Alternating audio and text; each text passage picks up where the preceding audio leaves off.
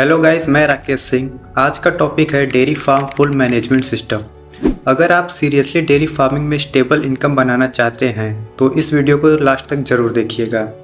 दोस्तों, dairy farming में सबसे बड़ा डिफरेंस मेहनत और मैनेजमेंट का होता है। बहुत लोग 10 से 20 गाय ले तो लेते हैं, लेकिन 6 महीने बाद बोलते हैं भाई प्रॉफिट नहीं हो रहा। सवाल ये नहीं कि डेयरी फार्म में पैसा है या नहीं, सवाल ये है कि आपका मैनेजमेंट सिस्टम कितना स्ट्रांग है। आज के इस वीडियो में मैं आपको डेयरी फार्म का full management system A to Z detail में समझाऊंगा। सबसे पहले स्टेप है proper shed planning. Dairy farm की सक्सेस का बेस ही शेड होता है। हर एक गाय के लिए लगभग 40 से 50 स्क्वायर फीट जगह होनी चाहिए। अगर जगह कम होगी तो गाय स्ट्रेस में रहेगी, जिससे दूध प्रोडक्शन कम हो जाता है। शेड में कुछ इंपॉर्टेंट बातें ध्यान रखें, जैसे प्रॉपर वेंटिलेशन होना चाहिए, जिससे कि शेड के अंदर का गैस बाहर जा सके और ताज़ा हवा अंदर आ सके। और शेड का रूफ हीट रेजिस्टेंस हो या रूफ का हाइट थोड़ा ज़्यादा हो, जिससे गायों को गर्मी में थोड़ा राहत मिले। और फ्लोर हल्का स्लोप में हो, जिससे पानी और यूरिन इजीली निकल जाए। गर्मी में फैन या फॉगर सिस्टम होना चाहिए, जिससे कि गायों को गर्मी ना लगे। और ध्यान रहे, सर्दियों में ठंडी हवा डायरेक्ट गायों को ना लगे। और मोस्ट इम्पॉर्टेंट, साफ सफाई का पूरा ध्यान रहे। याद रखिएगा, गंदी जगह इक्वल टू बीमारी equal to loss. Second point है ब्रीड सिलेक्शन सिस्टम। अगर आप गलत ब्रीड ले लेते हैं तो फ्यूचर में प्रॉब्लम हो सकती है। इंडिया में कॉमन प्रॉफिटेबल ब्रीड है गिर, साहिवाल, HF और जर्सी। HF और जर्सी गाय दूध ज़्यादा देती हैं, लेकिन उनका मेंटेनेंस खर्चा भी ज़्यादा होता है। वही देसी जैसे गिर और साहिवाल थोड़ा कम दूध देती हैं, लेकिन क्लाइमेट फ्रेंडली होती हैं और उनका इम्यूनिटी स्ट्रांग होता है। डिसीजन लेते वक्त ध्यान रहे आपका बजट कितना है, आपका एरिया का टेम्परेचर कैसा है, आप मिल्क कहाँ बेचोगे। थर्ड पॉइंट है फीड मैनेजमेंट सिस्टम।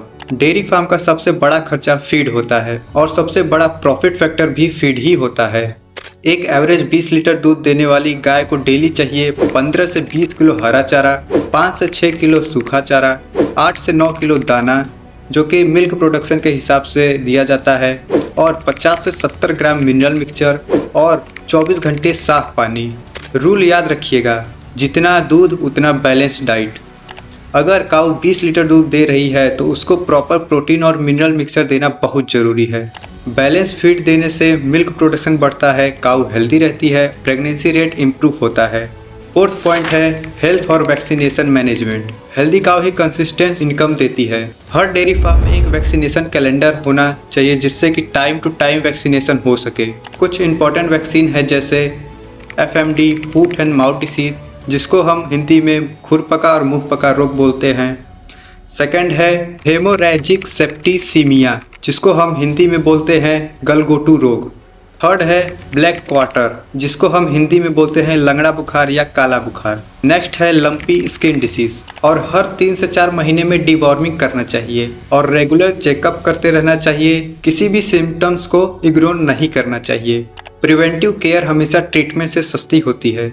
अब आते हैं 5वां पॉइंट, जो कि मोस्ट इम्पॉर्टेंट है, वो है काफ मैनेजमेंट। बहुत फार्मर बच्चियों को इग्नोर कर देते हैं, लेकिन वही आपका फ्यूचर इनकम है। 3 से 4 महीने तक बच्चियों को स्पेशल केयर देना चाहिए। आज का बच्चिया ही कल का मिल्क गिविंग काऊ बनेगी। 6 पॉइंट है मिल्क मैनेजमेंट सिस्टम।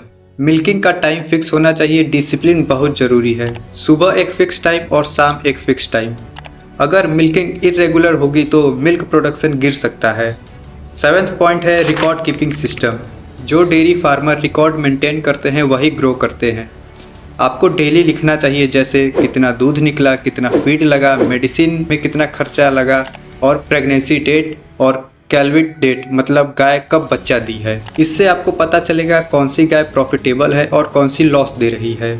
8वां पॉइंट है मिल्क मार्केटिंग सिस्टम। सबसे इम्पॉर्टेंट स्टेप है मार्केटिंग। अगर आप दूध 40 रुपये लीटर डेयरी प्लांट को बेच रहे हैं तो प्रॉफिट लिमिटेड होगा, लेकिन अगर आप डायरेक्ट कस्टमर को 50 से 60 रुपये लीटर बेचते हैं तो मार्जिन डबल हो सकता है।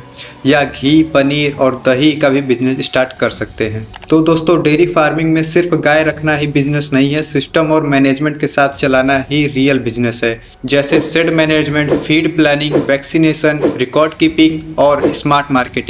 अगर ये 5 चीज़ स्ट्रांग हो गई तो आपका डेयरी फार्म कभी फेल नहीं होगा। अगर आप सीरियस हो डेयरी फार्मिंग में ग्रोथ के लिए तो इस वीडियो को लाइक करें और चैनल को सब्सक्राइब करें और कमेंट में लिखें कि आपके पास कितनी गाय हैं।